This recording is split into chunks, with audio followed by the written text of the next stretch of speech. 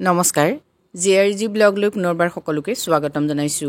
আজি আমি আলোচনা কৰিবলৈ লৈছো মুখ্যমন্ত্ৰী মহিলা উদ্যমিতা আঁচনি সম্পৰ্কত। মুখ্যমন্ত্ৰী মহিলা উদ্যমিতা আঁচনিৰ জৰিয়তে মহিলাসকলক 10,000 টকা দিয়াৰ কথা ঘোষণা কৰিছিল মুখ্যমন্ত্ৰী মহোদয়ে। এই আঁচনিখনৰ কাম যেহেতু দীৰ্ঘকালীনভাৱে হৈ আছে, বৰ্তমান এই আঁচনিৰ তৃতীয় পৰ্যায়ৰ ভেৰিফিকেশ্যন হৈ আছে।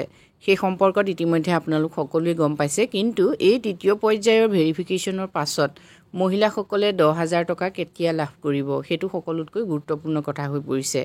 এই সম্পৰ্কত মুখ্যমন্ত্ৰী মহোদয়ে আজি তেওঁৰ ভাষণত কেইবাটাও কথা উল্লেখ কৰিছে। ইয়াৰ উপৰিও লিষ্টত যিসকলৰ নাম আহিছে বা যিসকল চিলেক্ট হৈছে এই আঁচনিৰ বাবে, সেইসকলে 3 দিনীয়াকৈ এটা প্ৰশিক্ষণ গ্ৰহণ কৰিব লাগিব। সেই সম্পৰ্কতো মুখ্যমন্ত্ৰী মহোদয়ে ঘোষণা কৰিছে। তাৰ লগতে 10,000 টকাটো তেওঁ কেনেকৈ 1 লাখ টকালৈ বৃদ্ধি কৰিব সেই সম্পৰ্কতো মুখ্যমন্ত্ৰী মহোদয়ে তেওঁৰ ভাষণত উল্লেখ কৰিছে। এই সম্পূৰ্ণ তথ্যখিনি জানিবৰ বাবে আপোনালোকে মুখ্যমন্ত্ৰী মহোদয়ৰ ভাষণটো শুনকচোন। আমাৰ মহিলাসকলে মাজে মাজে চিন্তা কৰে যে মুখ্যমন্ত্ৰীয়েতো আত্মসহায়ক গোটত 10,000 টকা দিম বুলি কৈছিল, এতিয়ালৈকে টকাটো অহা নাই। সেইটো চিন্তা কৰে নে নকৰে? সেইটো মাজে মাজে চিন্তা আহি থাকে, হয় নে নহয়? এতিয়া আপোনালোকে মনত কৰক যে মই যি কৈছো আজিলৈকে কেতিয়াবা কোনবা কথা এনে কৈছো নেকি? যি কৈছো হৈছে নে নাই? এতিয়া আমাৰ এই আঁচনিটোৰ নাম হ'ল মহিলা উদ্যমিতা আঁচনি।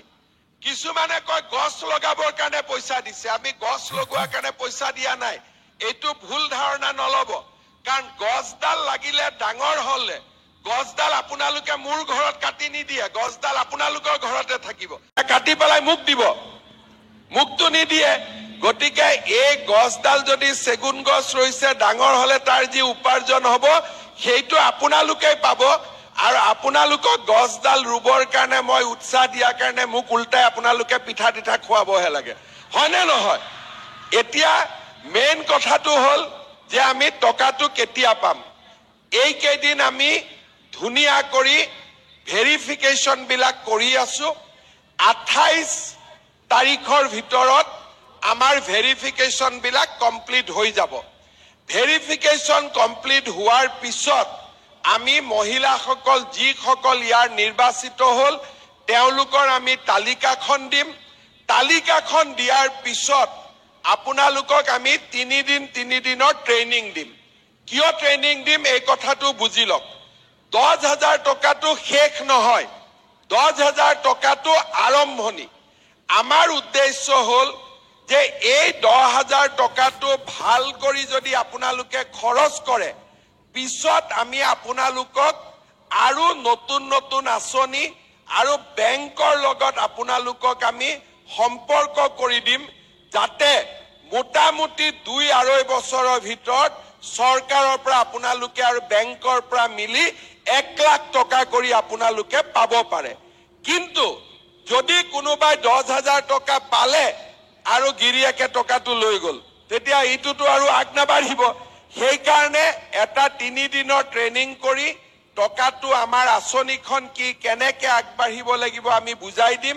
আৰু তাৰ পিছত এনেকে মিটিং পাতি আপোনালোকক মই আহি টকাটো দি দিম। টকাটোতো 100% পাবই, খালি অকণমান অপেক্ষা কৰক, অপেক্ষাৰ ফলটো মিঠা হয়, হয় নে নহয়? আৰু মহিলাসকলে নিজে গম পায়। আমি আপোনালোকে যেতিয়া আমাক জন্ম দিছিল, এদিনতে জন্ম দিছিল নে 10 মাহ 10 দিন পেটত ৰাখি জন্ম দিছিলে? নে এদিনতে জন্ম দিছিলে? অকণমান ধৈৰ্য সকলোতে লাগে, সৃষ্টিটো জন্ম লাগে আৰু পালনতো ধৈৰ্য লাগে, হয় নে নহয়?